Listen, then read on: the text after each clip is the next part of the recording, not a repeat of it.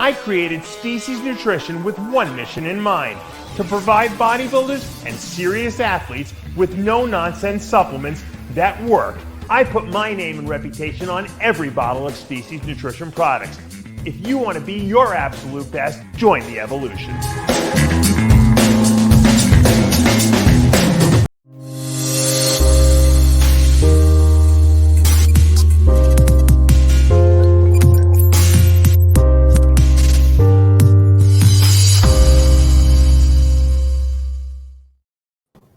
And we are back for another installment of Iron Therapy. The last 3 weeks we had Jimmy the Bull on for a 3-part series, which was very successful. And I said, you know what, Lesley, my co-host and very wise RXMuscle staff psychotherapist, I said, Lesley, we have to keep the momentum going.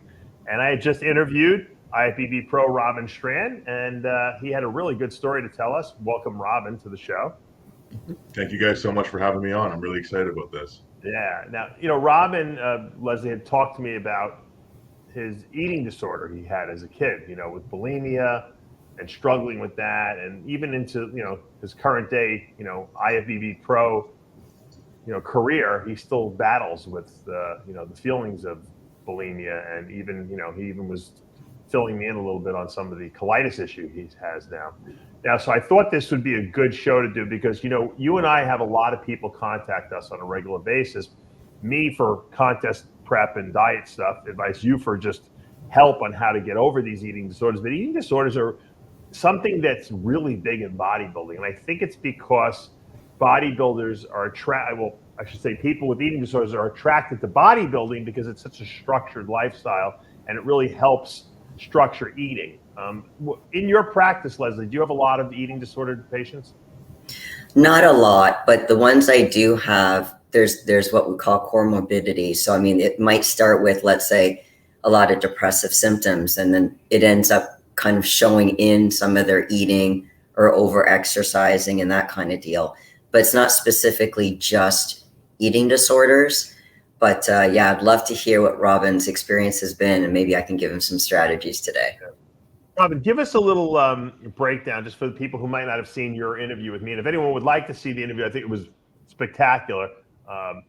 It's on the RX website under the RXMuscle Spotlight. So check that out. We did that last week. But Robin, talk to us. Give us the Reader's Digest version of what happened, how you became a bulimic, and give us the synthesis of that whole situation. Yeah, absolutely.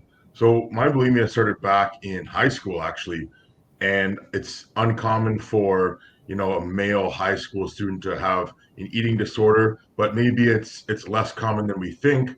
What actually happened to me was being bullied and having, that type of trauma, developing a type of body dysmorphia at 16 years old caused me to really, overanalyze eating and getting into this bulimia cycle, which is when I would basically starve myself throughout the day.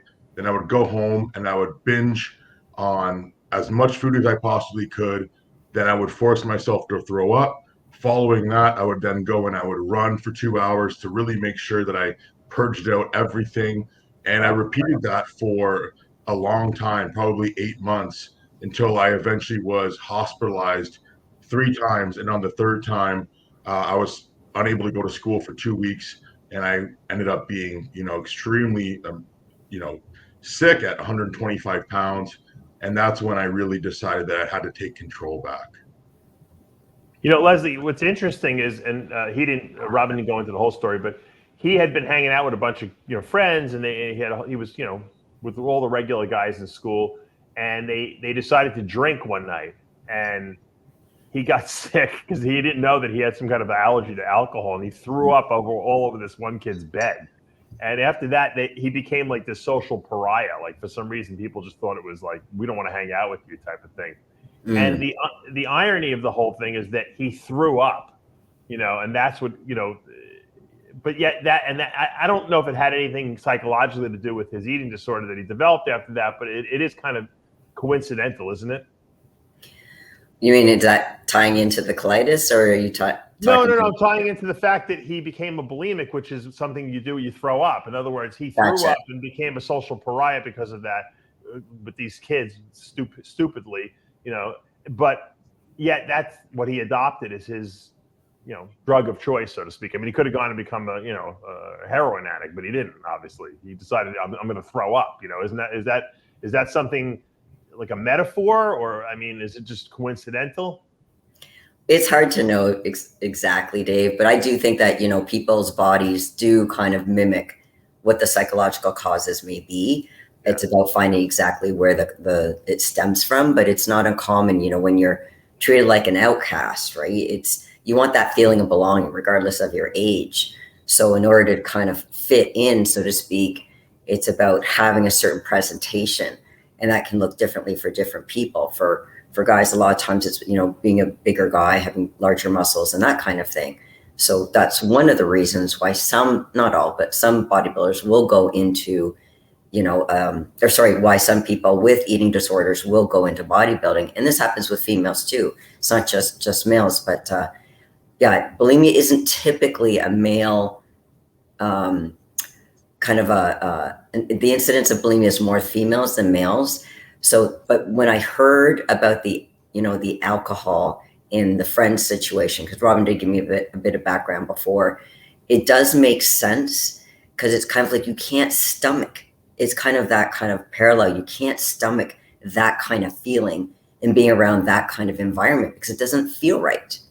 It doesn't fit. So when you find bodybuilding and it feels like, oh, this feels a little bit better, not just from a mental angle, but from a physical angle.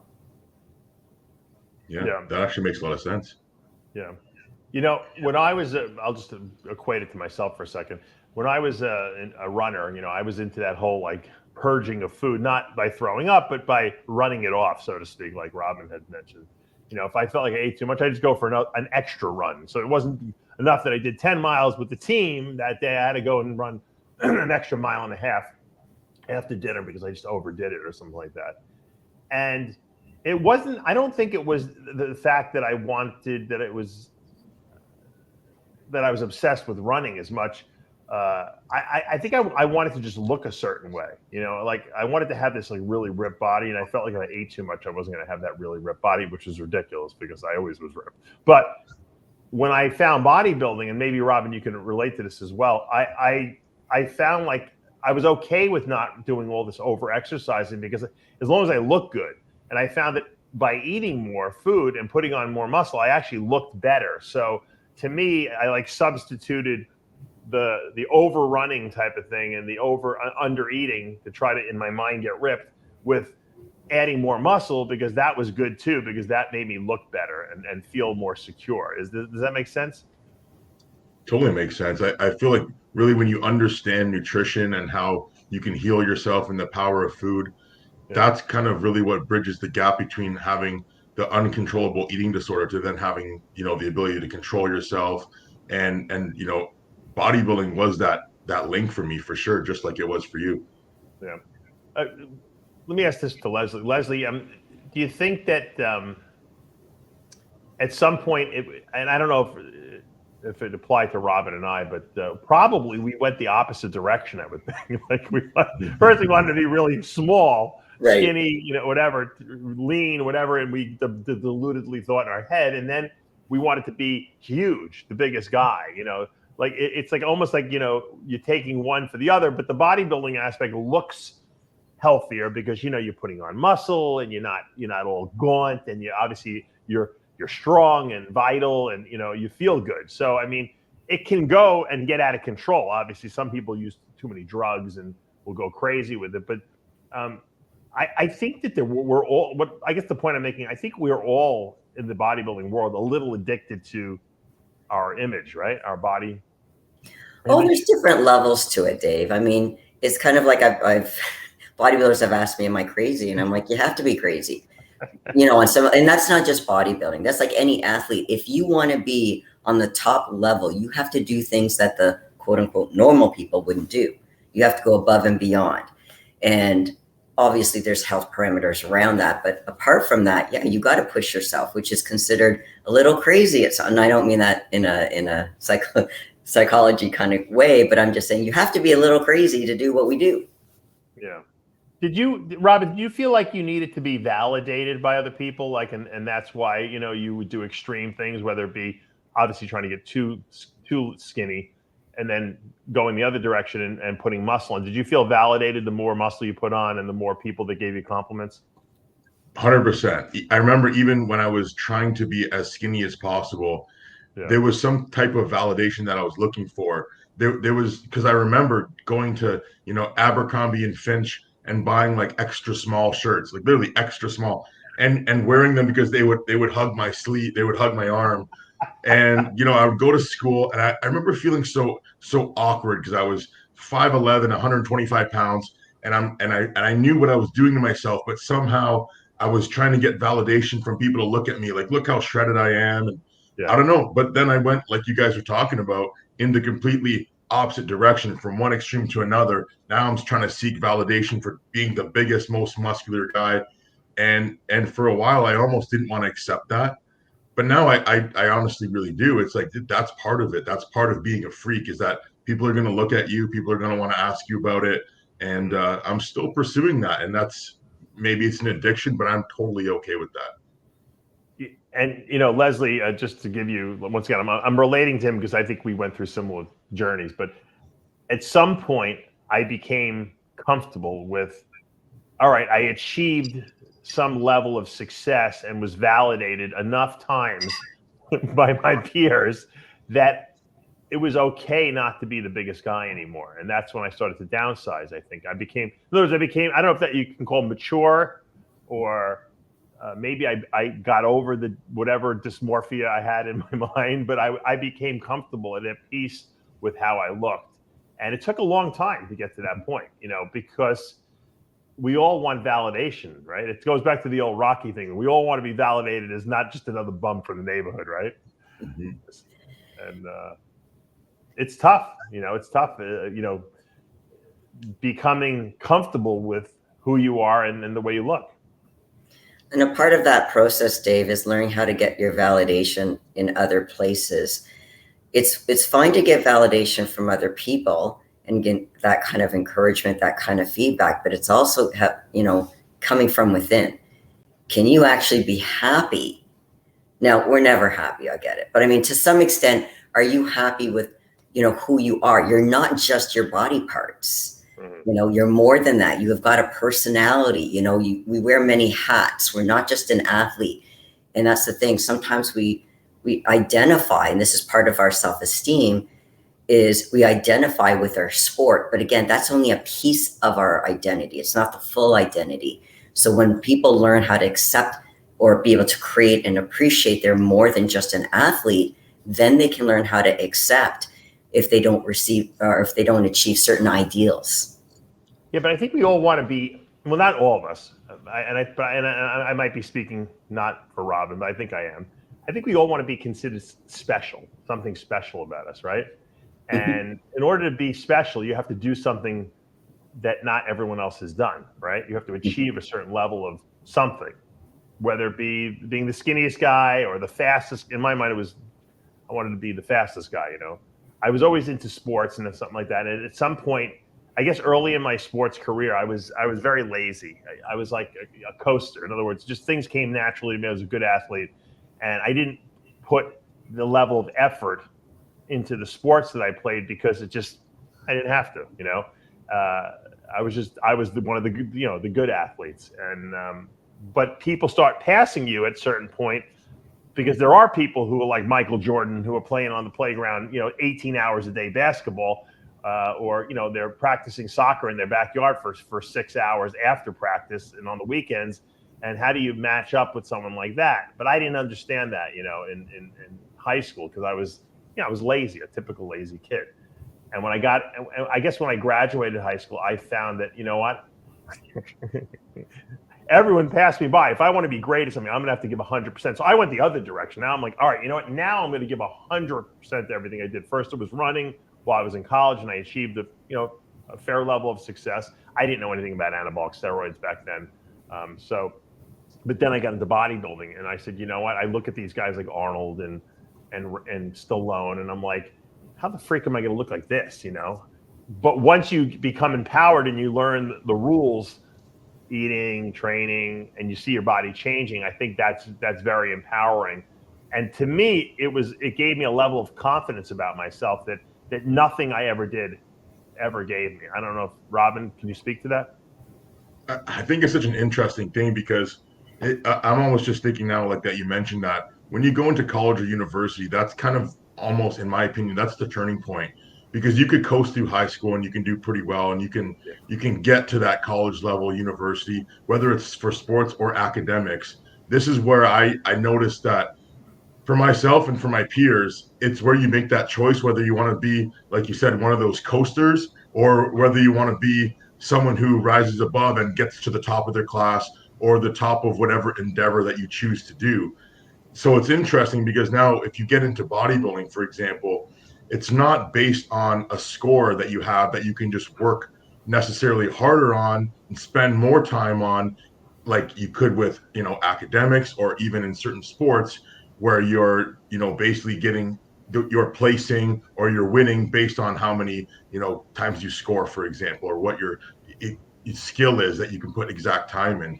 Bodybuilding is something that you're getting your score, you're getting your placing based on someone's subjective opinion on you. So ultimately it comes down to what the judge thinks about you. And that goes back to, feeling that you want to feel special. So you want to feel validated by the judge saying, yes, you're the special person today. You get that first place. And when you do get that, wow, how amazing does that feel? You're like, yes, I got what I wanted and I'm feeling so good. And then when you get, that placing that doesn't feel so good, you're like, oh my God, I'm, a piece of crap. And it can be extremely difficult to manage these feelings in bodybuilding if you have an eating disorder or if you have underlying mental health issues. And not only that, but it can actually create these problems if you are kind of on the edge. Maybe it didn't develop yet, but now you're being validated by someone else's opinion, and that can set off that cascading effect. What do you guys think about that? Yeah, I'm glad he brought that up. Listen, that's exactly what I wanted to do. How does someone like Robin prevent himself from falling back into old habits, so to speak, because maybe he's not validated the way he wants to. Maybe he goes from placing top 5 at a pro show. Now maybe the next show he doesn't do so well. What mechanisms do you give people to not slip back into old ways? I teach them the difference between what we call, when I say the word confidence, a lot of people have this image that, okay, I feel good about it if I do well. So I refer to this at, we tend to identify with our win-loss record. So to what Robin was saying, hey, I feel good when I place really well. When I don't place well, I don't feel so good. A champion mindset is someone who has stable confidence regardless of how they do. So whether they're first place or last place, they have stable confidence. And that's not taught. Except, for mental game coaches like myself, I teach that and I'll be doing that with you, Robin. We're going to be going over how to get some stable confidence, because stable confidence is not an easy thing to do. It's mentally F's up with you because it goes against everything that you know. We're encouraged to do a win-loss record ever since we're like really little, such as it starts in school. In order to do well in school, for you to get A's, you have to score a certain amount. And obviously the higher the score, the better. So people who don't do well in school, they're not considered academically smart or whatever, but that's not the case. And we get in these little blocks of little boxes of, okay, I'm worthy, I'm respected, I feel confident when these things happen. No, we're gonna basically do a Control-Alt-Delete kind of thing. We're gonna reset that kind of mindset. Because like I said, no matter what, you could bring your best package to the stage and not do well, not because you didn't present well, but your competition was better. Now, maybe they didn't work harder. Maybe you worked harder than they did, but maybe they have something like, let's say, genetics. Does that mean you should feel bad about yourself? It's easy to. It's very easy to. It's retraining the brain on how accepting, again, the end result of the show is not your identity. And we talk about trusting in skills versus if you're not placed, let's say, in the center of the stage. We've seen this all the time at the Olympia, the Arnolds, whatever shows, when guys who start in the middle, when they get moved over, all of a sudden their entire body changes, their posing changes, everything changes because they get in their head about what just happened rather than focusing on what they can still do. They give up. It's not about giving up. So there's a lot of different elements to getting stable confidence. But like I said, think of it this way. Think of the best athlete you know. Doesn't matter the sport. Are they perfect all the time? Do they score all the time? Are they always getting first place all the time? No, they lose. A true winner is not tested on the wins. It's tested on how they lose. Mm-hmm. We're not taught how to lose properly. But again, that's one of the things that Robin, you and I were going to be talking about to get that stable confidence where it's not going to bother you, because that's really key. Yeah. I think one of the best things that ever happened to me was losing, because the first 3 shows that I competed in, I won all 3 in a row. And every time I would win, I would set myself back with a self-destructive cycle of binging and purging. And then it actually got worse when I got into my early 20s and I got into the partying scene a little bit. And I would party and I would take recreational drugs, and then I would win a bodybuilding show, and then I would be validated that what I was doing was okay. And then I would become addicted and I would continue doing that until I got my ass handed to me on the national stage, getting 11th place in the super heavyweights. And to be honest, I walked off that stage feeling the best I ever felt. And the reason was because I finally learned a lesson that if, like you guys just said, like you said, Dave, these guys started passing me, and they passed me so fast that it was like my neck broke, it's like snap my neck. I'm like, holy shit. I just went from winning everything to getting 11th place, and it hurt in the moment. But then when I walked off stage, I realized that this was the best thing that ever happened to me, because now in order to level up, I'm going to have to change myself from the inside out. And it's happened numerous times. It happened at the New York Pro in 2019. It happened again at the New York Pro this year. And right away, when you lose, you have to either change. You can complain about it, and you can stay the same, and you can have people, give you the validation that, oh, you should have done better and this and that. But really, that deep down, that's bullshit, because you know that you didn't do everything you could have. And truthfully, like you're saying, Lesley, is in order to get that confidence from within, you have to know that you were able to change yourself essentially, and change yourself for the better. And not just for you, but for other people. Because when you lie to yourself, when you have these things that you're struggling with, like eating disorders, you can't be your best self. You can't show up at your best for the people that you love. But when you get that, hard lesson, tough love, and you're forced to change, you change for the better. And then you can also help other people do the same thing. So it's amazing. Yeah, absolutely. And this isn't just to you, Robin, but all of us, we're lazy. If we don't have to change, why should we change? That requires effort. And it's kind of like, so it's kind of like, we have to lose. That brings out the best in us, because then we come back, and it's like, beware of that underdog. They're vicious. They've got fangs. You don't know it yet, but they're going to come back with a vengeance. We see this at every show. We talk about all the people coming up and who's competing, who's putting stuff on Instagram, but there's always the quiet ones. Those are the ones you got to watch out for. Yeah, so true. Yeah, and to speak to also just about perfection, because I think we all want to always be perfect. I mean, I've told the story to Lesley before, but it's worth mentioning. I got into cycling for a while after I had torn my quad. I wanted to get back into to rehab a little bit, and cycling was better than it was just something else to do. So I got a regular bike, some kind of nice bike from the bike store. I went biking, and then of course I said, I went to the bike store. I said, I want to try that bike, which is the more expensive bike. And then And then I said, you know what? I tried that one. I said, I love it. I got to get it. And then that was about a $2,000 bike. And then I saw the top bike. And I said, you know what? I want to see what it feels like to ride the best bike you guys got here, which is the carbon fiber Trek, whatever it was. It weighed like 11 pounds or something like that, the whole bike. And I got on this thing and I was in love. I fell in love with the bike. I mean, like you would fall in love with a woman. I mean, this thing was like, it was like I put a glove on that I never wanted to take off. And the guy made me a very good deal. I went up buying the bike and I started cycling. And I'm cycling outside on the bike path. And I'm cycling with these guys, you know, after 6 weeks. And they're like, who are you? You know, we know everyone on this bike path. It's the same people all the time. You know, there's the people that are like, you know, grandmas on the bike path, you know, who are taking up space. And then there's the people who ride. We've never seen you. You're riding with us. You know, we've been doing this for 20 years. I'm like, how long you been riding for? What, just moved here? I said, no, I haven't lived here. I just started riding. And they said, how long ago? I said, 6 weeks.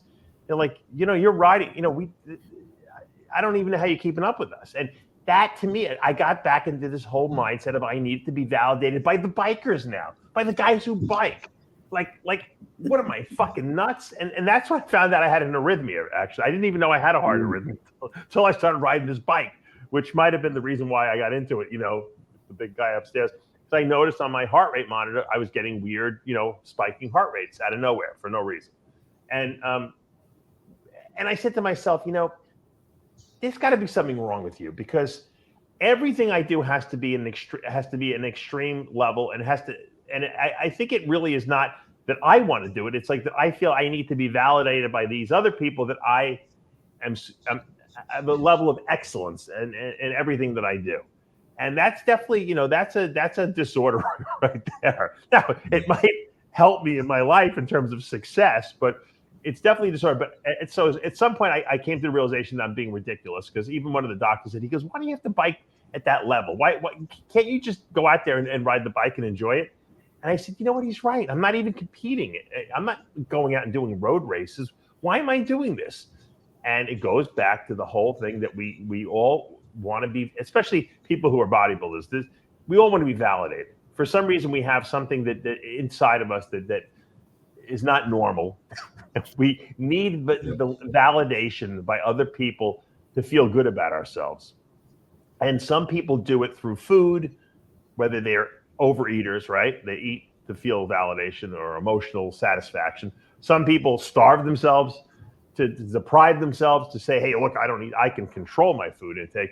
And some people are out of control and eat, and then they throw it up, you know? So Lesley, is this something that you battle with your whole life? I guess that's my question. And is this something that you have to always be, it's like an alcoholic almost, you always have to be aware of it, that this can rear its head at any time? Or is this something that you can eventually defeat, so to speak? It can be defeated, but it takes a lot of therapy. So it's a very committed process. It's kind of it can happen. It's not that there's a high propensity for it to happen. It's do Ronnie Coleman's exist? Yes, but not many. So it can happen, but again, it requires such a strong ethic, as far as I'm not even talking about training, I'm saying the mental training, but it can be done. It's just not many people actually put the effort to do it. So if you're willing to put in the effort, yes, it can happen, but this is going to be right every single day effort for quite some time, but it can happen.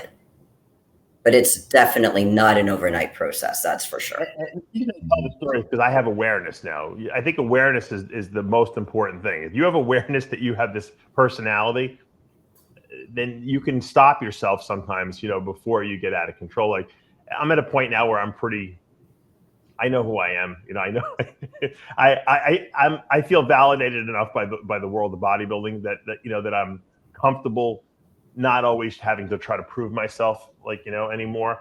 But it did take a long time to get there, because people always ask me, oh, do you miss bodybuilding? Do you miss being the big guy? And I'm like, yeah, no, not really, because I'm at peace with that. But it did take a long time, you know, to do that. And so I think it's a work in progress, I guess is the answer. I think, you know, Robin is going to probably have to keep working on it. And at some point he'll become so at peace with it that he'll be able to advise other people on how to get over it. You agree with that? I do. Robin's Yeah. like, I'm not sure how, but okay. No, I mean, I think you guys nailed it with the awareness piece, because when you start to build this awareness about who you are and you have these tendencies, the addictive mindset, because I experienced it myself, that it can transform itself from one addiction to another, and it can go from one to another to another to another, and then cycle back around. Then you're back to the eating disorder after not experiencing any of those cravings or having any of those relapses for years, and then all of a sudden it can come back again when you're exhausted of your other options. You've gone through other addictions, and then bam, you're back to your your base addiction or your comfort zone, so to speak. So, and that's exactly what happened to me. And I remember telling you guys about that and just opening up and being honest and just realizing that what, this is something that you have to deal with for a long time. And I'm glad you mentioned that, Lesley, that it is something that you can overcome for good in the long term, but it's not something that happens very quickly. And for sure, it's not something that happens very easily. It takes a lot of work, a lot of awareness. And yeah, I mean, it can be scary at times when you think that you've overcome a challenge only to be faced with it again, and then feeling like you've gone back to rock bottom. You can lose your confidence in yourself. And in the process of going through that repeated cycle, you forget who you are, you forget your worth, and you end up in that rock bottom. You think, this is it. I've hit rock bottom. And then you go through it again and you realize there's always a deeper rock bottom. But the good thing about rock bottom is once you get there, it's just like losing on the bodybuilding stage. It forces you to change. Right. No, it's true. Hopefully it forces you. I know Yep. people who have a lot of money, but it doesn't matter how much money they have. They never have enough because they always have to spend more and more and more because they want validation from the outside world saying, oh, look at that great car he's got. Look at that house he's got. Look at that hotel he stayed in. Look at this, plane he's flying on. You know what I mean? And so I don't even think they don't even need any more money. They really don't need the money. And the money is it's just, they're using the money to validate, and escalate and escalate and escalate and escalate. It's once again that addictive stage. Why not just, because the outside world would just say, well, this guy's got plenty of money. Why doesn't he just enjoy himself? But you can't. It's like they can't stop. It's like they need to keep. And I think it's that validation thing. And the reason I keep bringing up validation is because it's such a prevalent theme in bodybuilding and in bodybuilders, right? We all want to be validated by someone. The woman bodybuilder wants to be validated by her father, who thought that that he wanted a son and never had the son, right? So she's the social media. It's huge on social media now. Everybody wants to get validated, get the likes, get the shares. Right. The kid who got picked on, in school was the nerd, and now he's got the number one, YouTube channel, and he can tell everyone to go F himself, and he's making, $100,000 a month. It's constant, and we live in a world where just validation is so important. I mean, if I don't get enough likes on a post, right, people have a nervous breakdown. If people criticize their video or put them down, they want to they go commit suicide, in today's world over social media posts. I mean, it's nuts. You know what too, it's very apparent when you notice that there's certain people on YouTube or Instagram, and they're being validated by their followers and their subscribers to continue this habit that's actually killing them. It's kind of sad, but it's so real, because you might see someone who's on one end of the spectrum and they're extremely anorexic and they're making their videos, and you can see that when they start their videos to the end, they've gotten worse and worse and more sick. And then there's someone else who's started off and now they're getting fatter and fatter, and all their videos are based on how much they consume, and they're actually making money off of this too. So not only is it the validation from the people, it's what they're getting their dopamine and their neurotransmitters from to keep them going and motivated. It's also their livelihood, because that's what's paying the bills, that's what's paying for them to do this addictive cycle. What do you do at that point? Like maybe Lesley, you can shed some light on this. If you're finding yourself running down this spiral of self-destructive behavior, and it's not only something that you're damaging yourself with, but it's also something that you're literally living your life and basing your life off of. How do you stop that? Where do you go from there? if they're my client, I would pull them off social media. I just like cold water time. You got that, Lesley, when you're making like sick money every month, like Robin saying, like you ever see these guys that do these crazy stunts? They're like jump off the top of buildings in the pools, reading rhymes. No, and you know, they just do crazy stuff like that, and they're making tons of money off of it. It's like, how do you stop that? You can't almost. And then what happens is they try to keep escalating them because, right, if you jumped off the top of your house a couple times already, no one wants to see that anymore. You're going to have to like up the ante, yeah. You have to build like a tree house on top of your house and then jump off the tree house. And you got to keep upping it, and that's when it gets dangerous, you know. Of course. Well, I mean, when I say pull them off of social media, that's not the only thing. I mean, obviously, we have to look at the root cause, just like anything. It's, you know, look at, you're getting the validation, like you were saying, through this. You're getting happiness. You feel more confident and all this other stuff. That's what I call the fragile confidence. It's based on superficial stuff. And to say, yeah, you can keep doing that, but let's talk about what's going to happen if you keep doing that. And are you okay with that? Now, they might be, but to say, okay, let's consider this alternative, you know, and we go into the deeper stuff. But again, a lot of times this stuff happens. You know, it didn't start when they were 5. Well, sometimes now they are starting at 5 years of age. But most people, when they're on the internet and they become this big name, they weren't a big name at one point in time. So it's trying to say what was missing that the social media gave you, the circumstances, and if we change it and you get something that's a deeper gratification. Now, obviously, this is a very in-depth process. Let me give you this instead of that, because you're going to get, it's kind of like the superficial joy versus, do you want genuine happiness or do you want that superficial happiness? I think people don't realize, and I give advice to people all the time about this, because when I got on social media originally, I was one of the first people, you know, in the bodybuilding world, at least on social media, you know, and doing, you know, contest coverage. And we did all these crazy sensationalistic TV shows back then when I was in New York. And, you know, you get to the point where, you know, I kind of got bored, you know, I kind of did everything I wanted to do in terms of like insanity type stuff. And I actually, at one point, people don't probably remember, but we were the #1 contest coverage website, probably in like 2010, 11, 12. I mean, no one went to what we covered we did what the NBC News is doing. Now they actually kind of copied us, our business, you know, model we had, and then they took it over. Obviously was way more successful. They didn't have a website at that point, but you know, they have the ability to get pictures from all the photographers and everything like that. So they actually doing a great job with it. But we were doing that, and that was like, you know, RXMuscle's identity. And at some point I said, you know what? We can't do it any better than we did it. We're covering shows all over the world. And you know what? I kind of feel like, you know, we're tapped out with this. And I said, you know what? I really think that the next stage of the internet's going to be TV programming. And everyone's like, no one can do TV programming because there's no live streaming. And I'm like, we can do it. And so we started doing that first. And then when we got to that point, I said, you know what? I think I just want to do, I don't care that, you know, some channels are doing like TMZ coverage. I said, I want to do what I do best. I like to do original content and stuff like that. So we started making TV shows like Iron Debate and you know, this show Iron Therapy and Iron Rage and all this stuff. And so what you have to keep doing is rediscovering yourself and reinventing yourself. And because what worked yesterday doesn't mean it's going to work today. And you can't be afraid to do that. And if you have established yourself as someone who people know on social media, people will follow anything you do. Matter of fact, at first, you might think, well, they're going to leave me because now I'm not going to do what I always do. And they want to see that.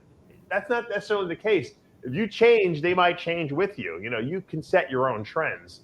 And I think when people have the confidence to do that and not be worried that, you know what, I have to jump off a taller building now because otherwise no one's going to watch my channel. And they realize that you don't necessarily have to do that. Maybe if you jump off a smaller building in a more creative way, people might actually find that more interesting. And that's my best advice to people. Constantly, and don't be afraid to reinvent yourself over and over and over again, according to what's coming inside you and what your brain, your subconscious, whatever you want to call it, is telling you to do. Go with that. Don't feel obligated to impress people with things that you know are not the right thing to do. That's probably the best advice I can give. That's part of the evolution of, you know, that growth mindset. And instead of doing more of what you're doing, change the angle a little bit. Even if you do lose some followers, you're going to gain new followers with this new angle. So don't be afraid to try different things. Same thing with bodybuilding. At some point, Robin, you're going to hit a point where you have enough muscle. Okay, you're not going to in your brain think you have enough muscle, because you're never going to think you have enough muscle. But you're going to have enough muscle. And if you have people around you who are, your friends, they're going to say, you know what, you have enough muscle. And so you're going to have to take a different approach. You're not going to have to gain 30 pounds in the off season anymore. You're going to have to refine what you have and make it better. And that's tough as a bodybuilder, because we always train to be bigger. Yeah. Because we never think we're going to be big enough, because it takes so long to get big, right? I mean, let's face it. I mean, you still need to get bigger, but at some point you're not going to need to get bigger anymore. But how many people actually can acknowledge and recognize when that day comes? Ronnie couldn't do it. Ronnie got too big. Phil Heath couldn't do it. He got too big too. And, it just happens because you can't stop the process. But if you can have awareness that day is coming at some point, and when it does come, you can then reinvent yourself again into a different incarnation of yourself, I think that you'll be more successful. And I wish people always say, Dave, you have any regrets, or you wish? I wish I knew that and had that wisdom as a bodybuilder going through, because I think I got too big too at one point. I didn't need to be as big as I did. Now, granted, it made me a lot of money, and it made me very popular, but as far as from a bodybuilding standpoint, maybe it didn't give me, the placings I would have wanted. Matter of fact, I actually downsized toward the end of my career when I had my best placings, because I had competed as high as 280.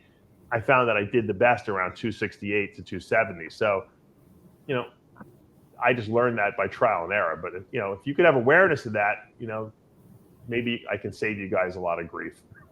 Yeah, I think that's such a valuable point, specifically for bodybuilders. And I know from.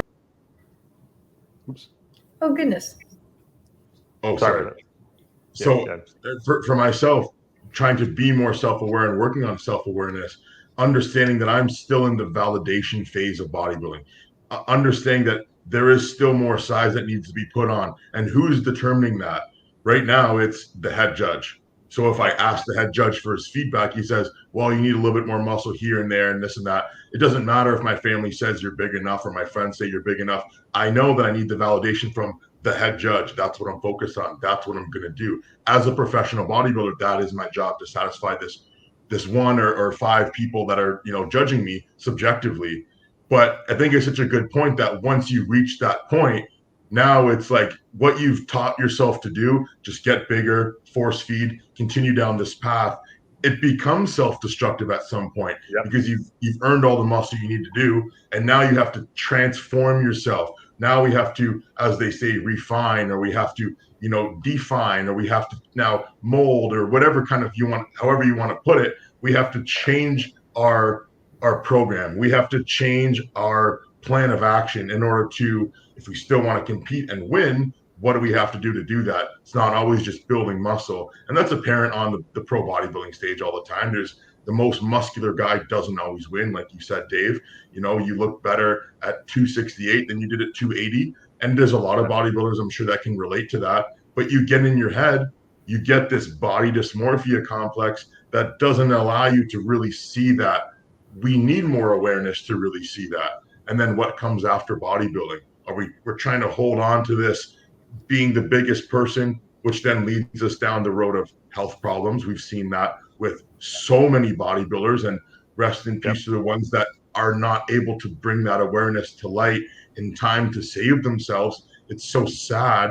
But that's why I think it's amazing to talk about this stuff, because there are so many people that are going to find this helpful. And for other people that are open and are honest about the stuff that we're talking about, it's helpful to people to realize that there is a way to continue on after bodybuilding and feel good. And look, Dave, you're such a great example of this, because you've transformed yourself over and over and over again, being successful in other areas of life and showing that you can live a happy lifestyle. You don't have to be the biggest guy in order to feel satisfied with yourself. We're all on different stages. And right now, I want to be the biggest, but I know that I don't need to be the most muscular to win. I just want to win the show.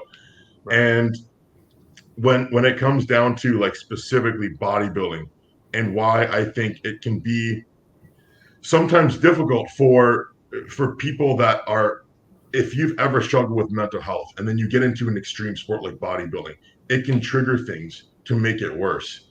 Because you think about, and you guys know because we've all competed, and for the listeners here that have gone through competitions, or even if you've just competed in some kind of endeavor, there's this huge high that you get from the competition day, and it's all this preparation and build up and leading up to this one day, like Christmas morning, and then now you've done it, and now it's the day afterwards, and you're still left with this lingering neurotransmitter dopamine. You wow, that was such an amazing high, almost like a drug, and you're kind of still trying to feed that feeling, that adrenaline, that good feeling drug. And what do we tend to lean to as bodybuilders? What's the norm? It's food. It's food. And it's so normalized that after you go out for, after you finish your competition, you go out and you can binge for a few days. And, most coaches will say, hey, listen, take a week off and eat whatever you want. And for a competitive athlete, you're like, okay, I'll do that because my coach told me to do that. And that's all great for most people. But what if you have... You know what I tell guys like you? I know I work with so many athletes. I know guys like you. I would never tell you to go do whatever you want because I know that would lead to major, major problems. I would tell you, all right, train every other day at the gym, do cardio every other day. And, nothing crazy. I don't want you in the gym more than an hour, And then I would tell you, I want you to eat. Here's the foods I want you to eat. But once a day, you can have one cheat meal per day for the next 2 weeks. And that is how Robin Strand deals with that because now you're structured. So you have parameters, but yet you'll still get it out of your system because you get to cheat once a day. You're not going to feel super guilty about it because you're only doing it once a day. And I gave you the regimen and it's not left to your own accord, which will be something dysfunctional if I let you do it on your own. See, that's how I would handle it, and then you would get through that with flying colors probably, right? Exactly. Yeah, setting those boundaries. That's such a good point. If you know that someone's going to struggle with that, being able to control themselves, you got to tell them, hey, listen, you can have this cheat meal, but you're going to have to keep it within reason. Maybe we say no dessert, or even if you have a dessert, it's going to be meal size. One per day. That's it. You still got to get your last meal in, so you can't overindulge. Because that's the thing. Once you start that, it's like, winding up the Energizer Bunny or the lawnmower. It's like once it goes, it's like now we're just gonna mow everything down in sight. And once you get to that point where you do the last meal, if you do it the last meal and you don't miss the other meals, you're really not that hungry by the end of the day. So like you'll eat, but you're not gonna go crazy. If you do it the first meal of the day and you're really hungry because you just woke up, you could overdo it and then you'd feel sick the rest of the day and then you wind up skipping meals.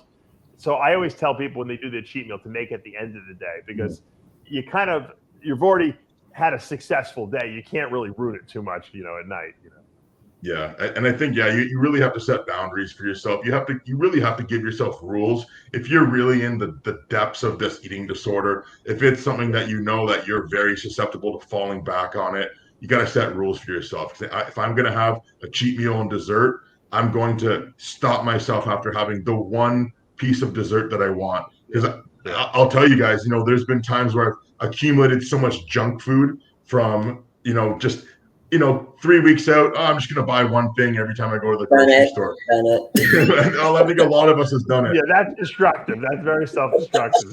Self-destructive. Not only are you wasting money, but now you're almost in the mindset of I have to consume all this stuff. You want to hear something funny? Mr. G, who's on our after-hour show, when I would diet him down, he would do that. He would go for his cheat meal. He would go and he would buy donuts from Dunkin' Donuts. He'd get ice cream from Baskin Robbins. He'd get and he'd line it up on this table in his gym, which is where he was living at the time. And he would eat until he couldn't eat anymore. And then he would be so disgusted with himself, he would throw the stuff in the dumpster in the back of his store. And then he would wake up at like 11 o'clock at night or midnight, and he'd be starving, and he'd be like, oh, there's still food. It's in the dumpster. He'd go into the dumpster, and he would dig out the donuts that he didn't eat, and he would eat them out of the fucking dumpster. That's how crazy he was. So, yeah, what you got to do is I always tell people, clear the cheat meal with your coach. You know what? What are you going to eat? Oh, you're going to eat a pasta, and you're going to have a chicken parm, and you're going to have, a cannoli. All right, that's fine. I approve that. That's fine. That's it. That's all you're approved for. So, and you have that, and you're done. That's one of the best things. One of the best things, like you said, Dave, is that's just it. Is you have to communicate with your coach. First of all, you have to communicate, and you have to be honest about if you're struggling with a binge eating disorder or anorexia or bulimia or anything in between, because there's kind of so many gray areas with this, right? Especially in bodybuilding. Yep. You have to be honest with yourself, first of all, and say, hey, listen, this is something that I'm recognizing that is self-destructive. Now I need to tell somebody or tell some people that I trust, my coach, therapist, girlfriend, boyfriend, whatever it is. Listen, guys, probably saying, 3 people, talk to those 3 people, tell them, hey, listen, this is something that I'm struggling with. I need your help because this isn't something that I can control or work through completely on my own. I made that mistake. I was way too ashamed to tell anybody for so long until I thought, hey, look, I finally got over it on my own. And now I feel that confidence to tell people. But if I had opened up about it and told people so much earlier, I could have healed myself long ago. But, everything happens for a reason. And that's just one of the lessons that I learned that I want to share because I think it's so important. Final words, Lesley, of advice to people who might be relating to what we're talking about here? We're all stubborn. So it's a matter of sometimes we have to put our egos to the side and ask for help. And that's okay. That actually is a sign of strength rather than weakness. Good advice. If anyone wants to reach out to Lesley, please do. She's great at listening and giving good advice. And she's given Robin and I advice, so we can both validate that. And for now, we're out of time. And that's going to take us to the end of another episode of Iron Therapy. Thank you, Robin Strand, for joining Lesley and I. And if you ever want to come back, we'd love to have you. It'd be my pleasure. Thank you guys so much. I really enjoyed talking with you guys. Thank you all, and we'll see you again next week. Bye, guys.